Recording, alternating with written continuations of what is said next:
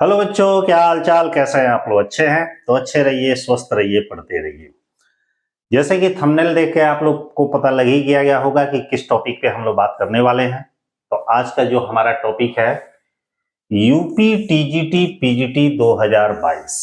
जैसे कि जानते हैं कि इसका अभी एग्जाम हुआ नहीं है और संभावित भी है कि आगे आने वाले जैसे इलेक्शन खत्म होगा वैसे ही आप लोग का एग्जाम स्टार्ट होगा।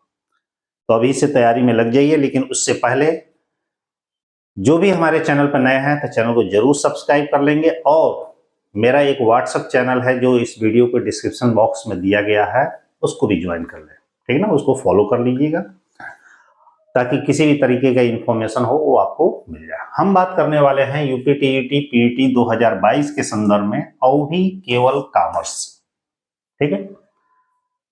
इस टॉपिक में हम जानेंगे कि कैसे करें तैयारी। ध्यान दीजिएगा, ये सबसे इंपॉर्टेंट पॉइंट है। बहुत सारे बच्चे काफी लंबे समय से तैयारी में जुटे हुए हैं, कुछ कर भी रहे हैं, कुछ नए स्टूडेंट हैं, कुछ पुराने भी हैं।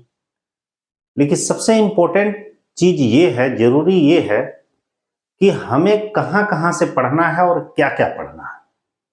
इस बारे में भी चर्चा करेंगे, थोड़ा एग्जाम के बारे में भी चर्चा करेंगे, और एक कैसी स्ट्रेटजी बनाएं इस 2 महीने 3 महीने में कि हम एग्जाम को क्रैक कर लें, अर्थात परीक्षा पास कर लें।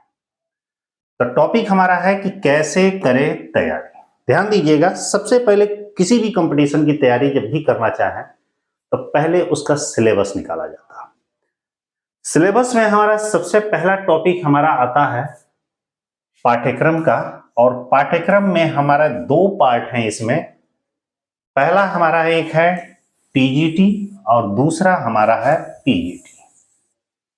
टीजीटी का मतलब यह होता है कि आपका 9th और 10th के क्लास के बच्चों को पढ़ाने के लिए टीचर, और पीजीटी का मतलब होता है 11th और 12th के बच्चों को पढ़ाने के लिए, जिसे प्रवक्ता या लेक्चरर कहा जाता है। तो नया शिक्षा चयन आयोग बन गया है, अब आगे की जो वैकेंसी होगी नए तरीके से होगी। लेकिन फिलहाल जो 2022 की वैकेंसी है हमारे पुराने पैटर्न पे ही चलेगी।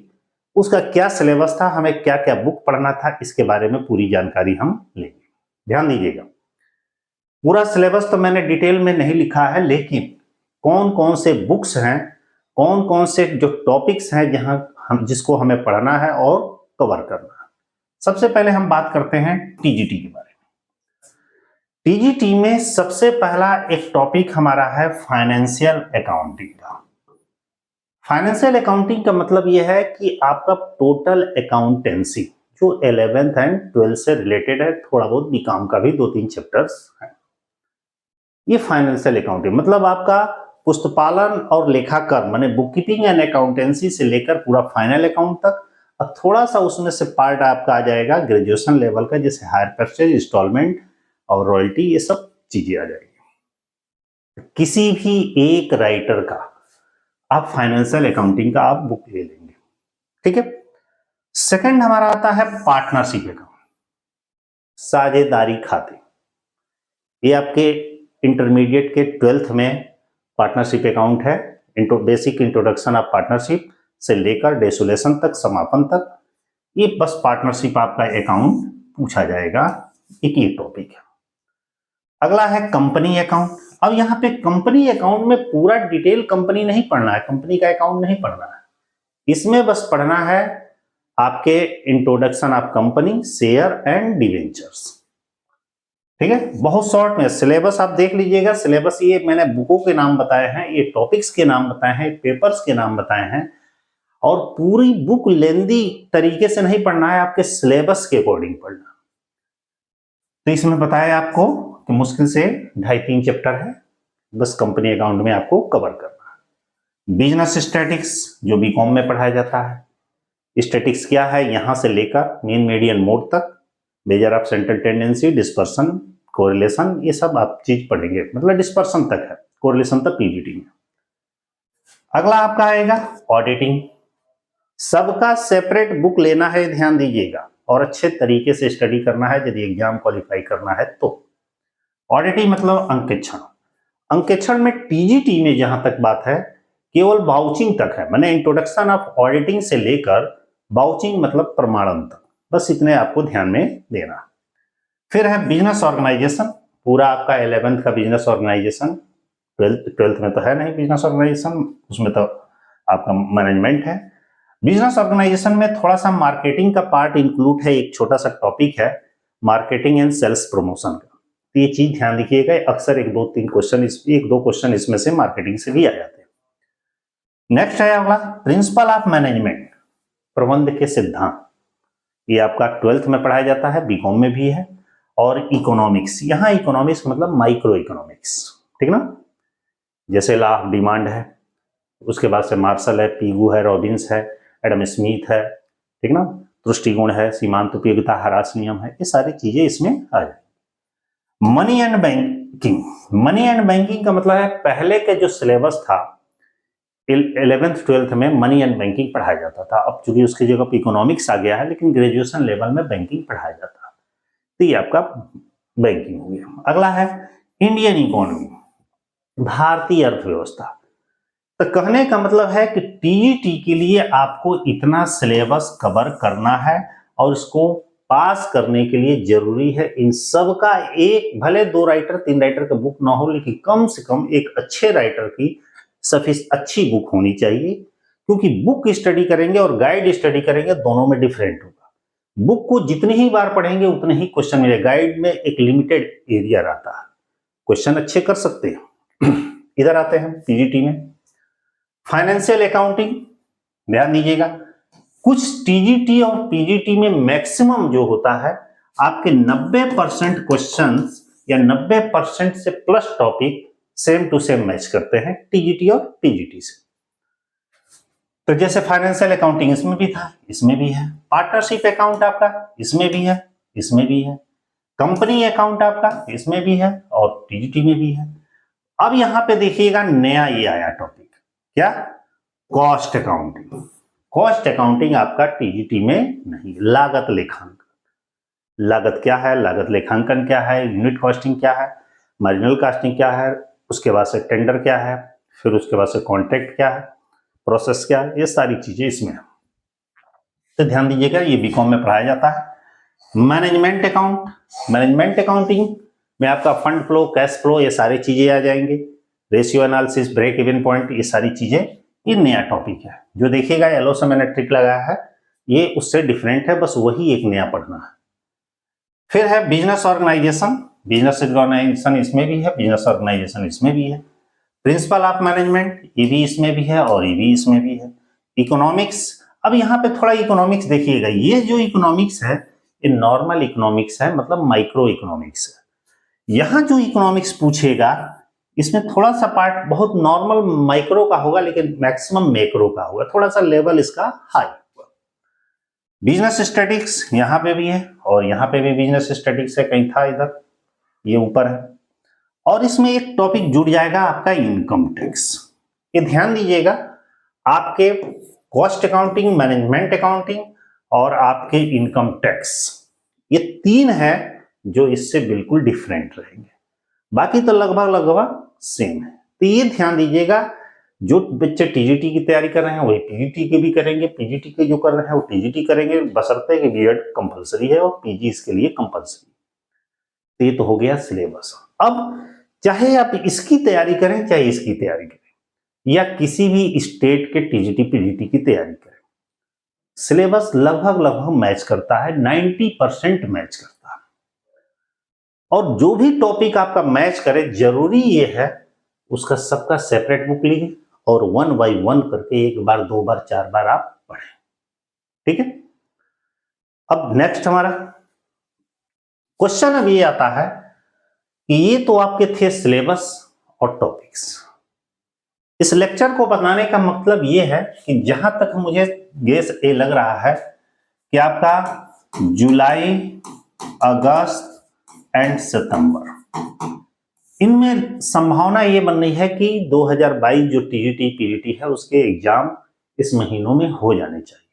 अभी कंफर्म डेट नहीं है, डेट जैसे भी आएगा कंफर्म तो उसका नोटिफिकेशन आपको मिल जाएगा, लेकिन फिलहाल मुझे जहां तक गेस संभावना ये लग रही है कि जुलाई, अगस्त, सितंबर तक एग्जाम हो जाएगा, अभी भी समय है।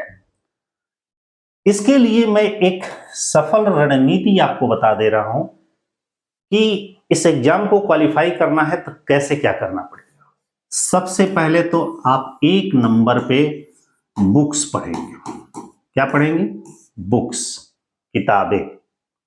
जो जो मैंने टॉपिक बताया उनकी बुक सिलेबस के अकॉर्डिंग, चैप्टर के अकॉर्डिंग, जो चैप्टर सिलेबस में हो उसके अकॉर्डिंग आपको पढ़ना है।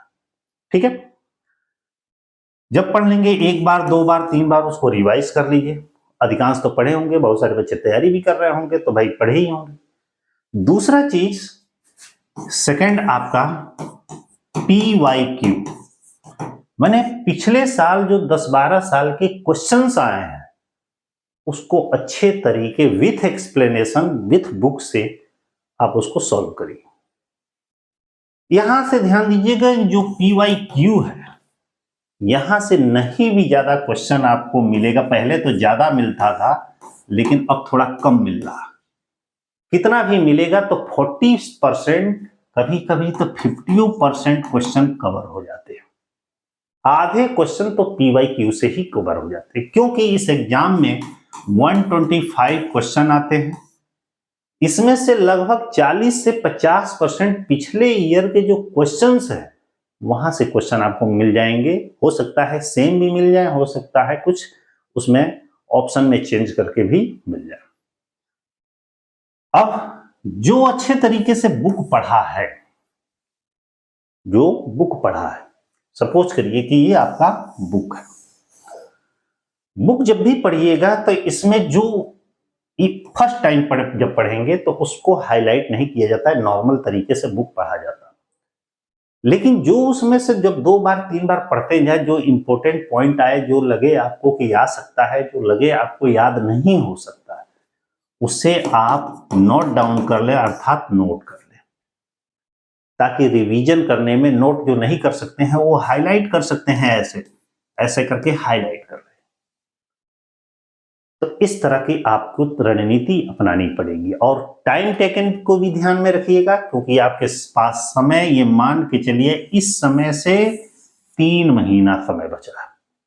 यदि सिस्टमेटिक तरीके से एग्जाम हो जा रहा है तो 3 महीना सफिशिएंट होता है। दूसरी चीज, इस लेक्चर को बनाने का मकसद ये है कि अब मैं आप लोगों को सप्ताह में, मतलब आपका जो 7 डेज है वीक का, ठीक है ना, इस 7 डे में 3 डे आपको क्या कराऊंगा? PYQ कराऊंगा। PYQ का मतलब है कि जो पीछे 10 सालों में क्वेश्चंस आए हुए हैं उन्हें विथ एक्सप्लेनेशन आपको कराएंगे। ठीक है? जैसे 2022 का एग्जाम होने वाला है, 2021 में हुआ था तो 21 का चलेगा, 21 के पहले सीधे 16 में हुआ था, 16 के पहले उधर 13 में हुआ था, 11 में हुआ था, 10 में हुआ था, 9 में हुआ था। ऐसे ऐसे, मतलब हर साल तो एग्जाम नहीं होते, लेकिन जिस जिस साल हुए हैं तो लास्ट 10 ईयर के जो PY क्वेश्चंस हैं आपको सप्ताह में 2 दिन या 3 दिन आपको मैं कराऊंगा, जिसका शेड्यूल जैसे भी होगा आपको बता दिया जाएगा। लेकिन उसके लिए आपको हमारे जो भी व्हाट्सएप जो चैनल है उससे जुड़ना पड़ेगा, जिसका लिंक इस वीडियो के डिस्क्रिप्शन बॉक्स में दिया गया। ऑलरेडी मेरा एप्लीकेशन भी है जिस पर बहुत सारे कोर्सेस वगैरह चल भी रहे हैं, लेकिन ये आपके टोटली फ्री रहेंगे। फ्री का मतलब है कि जो भी आपको यूट्यूब पर लेक्चर जाएगा फ्री ऑफ कॉस्ट रहेगा, ताकि आप उसको अच्छे से पढ़ें, समझें। बाद में जैसे एग्जाम का डेट डिक्लेयर होगा, हो सकता है कि मॉक टेस्ट आपके लिए लॉन्च करें या अदर कोई प्रैक्टिस सेट वगैरह स्टार्ट करें। तो ठीक है, तो आप लोग मेहनत करिए, लगे रहिए, क्योंकि 3 महीने का लगभग समय आपके पास है। ठीक है, ऑल द बेस्ट। क्योंकि टीचर होता है और टीचर बनने के लिए आपको काफी मेहनत करना पड़ता है, पढ़ना पड़ता है, क्योंकि दूसरे को जब पढ़ाएंगे तो फुल कॉन्फिडेंस अपने आप में होना चाहिए। इस लेवल से तैयारी करें कि एग्जाम में भी सफल हो जाए और सफल होने के बाद हम जहां जा रहे हैं वहां बेहतर तरीके से पढ़ा सकें। All the best. क्योंकि सभी लोग, भाई आप लोग तो बहुत ऐसे भी हो सकता है कि पुराने स्टूडेंट वगैरह हैं, पुराने लोग हैं जो कई बार एग्जाम में इस बैठे हैं, तो उनके लिए तो कुछ कहना ही नहीं है। लेकिन जो नए हमारे कैंडिडेट हैं, नए बच्चे जो हैं, जो इस एग्जाम में जा रहे हैं, तो उनके लिए एक गाइडलाइंस, एक मार्गदर्शन जरूरी है। ठीक है, फिर नेक्स्ट लेक्चर में मिलते हैं। व्हाट्सएप चैनल जरूर ज्वाइन करिएगा। All the best.